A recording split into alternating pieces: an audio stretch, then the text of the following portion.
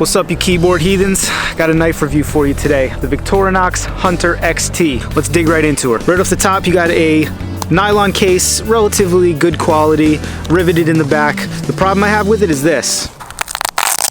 You hear that? It's deafening. This is a hunting knife. The last thing you want is Velcro on your knife, screeching through the treetops, telling all of God's creatures you're there to kill them. So the case, in my opinion, kind of junk. Let's get on to the knife. The knife is not junk. This knife absolutely lives up to the Victorinox name. It's high quality and it's built very thoughtfully. It has durable hard plastic scales that are overmolded with some rubber. It makes it feel great in the hand, and it makes it so that it is not easily going to slip around when you're processing game, because that's what this knife is for. This knife is for processing game. It's not an everyday carry knife. I was actually a little disappointed with this knife. I had acquired it with the intention of replacing my everyday carry with this knife, and it's not good for an everyday carry, and I'm going to tell you why.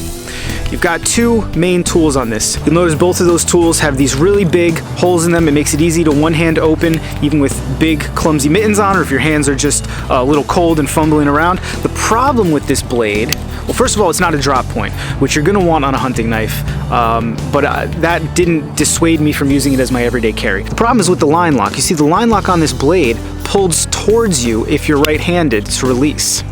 That is not a movement that in any way you can one-hand close this knife. I've tried sitting there while I'm watching TV. It can't be done. You cannot pull over and close it with one hand. That makes it inconvenient for an everyday carry knife for a right-handed guy. Now, unfortunately, if you're left-handed, you have to reach across the other tools to get to it, so I'm not sure that there's any way to one-hand open and one-hand close this blade. For me, that's a disqualifier as an everyday carry, but you can one-hand open and one-hand close the gut hook, and I do believe that this is where this knife shines. This gut hook's a great shape. I do like the serrations. I like the way it feels in your hand. It feels very secure. It feels like you can get a lot of work done. And because of how thin the gut hook and the blade are, you can make some precision cuts, be very surgical when processing game. Another feature on this knife, they call it a bone saw on the website.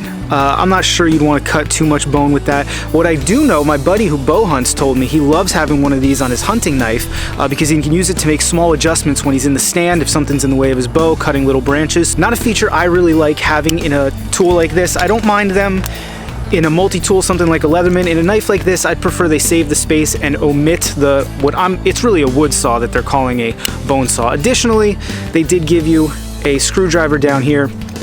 I guess it's nice having a screwdriver. It doesn't look like it took up additional space. That would have been wasted space if they didn't put it there. My problem is if you're gonna give me a Phillips, give me a flathead too. I don't want to carry a knife that just has one. It's just going to underline how useless it is when I need a flathead and all I have is a Phillips head. There are two things to consider if you're going to buy this knife as your dedicated hunting knife. The first is that the blade is not drop point. A lot of guys are going to find that to be a big issue when processing game. Some guys absolutely need that drop point to get their work done. If you're one of them, this may not be the knife for you.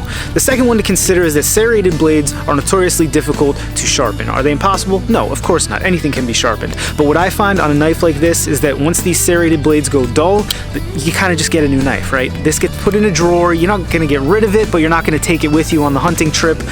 Personally, I never mind an excuse to get a new knife. If it lasts me a few years, that's fine. These knives come sharp and they're high quality steel. You can absolutely get this blade razor sharp and keep it razor sharp. When these knives first came out, I think they were almost 60 bucks. If you go and buy one in one of the big retailers, Dick's Sporting Goods, something like that, it's still going to be about 60 bucks. But if you go online, you can get one for about 40 bucks, which I think is a great deal. Victorinox is an incredible name. They're still made in Switzerland. They're still made from the highest quality materials available. This is the kind of knife that if you want it, you'll have it for a lifetime. Unfortunately, it didn't work out for me as an everyday carry, but I am sourcing a different Victorinox because I'd like to give everyday carrying a Victorinox a shot again. I don't think I've done that since I was in the Boy Scouts, right? Everybody's first knife is likely that little Victorinox. That little one you had as a kid, that quality that was in that knife is the same quality that's in this knife. I highly recommend it. I'll leave a link down in the corner where you can get it as cheap as, well, the cheapest I found it anyway, all right? If you've got any questions, by all means, leave me a comment down in the squawk boxes. Let me know what knives you'd like to see me review, as I intend to make this a staple on the channel. More knife reviews. I love knives. I want to bring it to you. All right, see you Mongoloids tomorrow.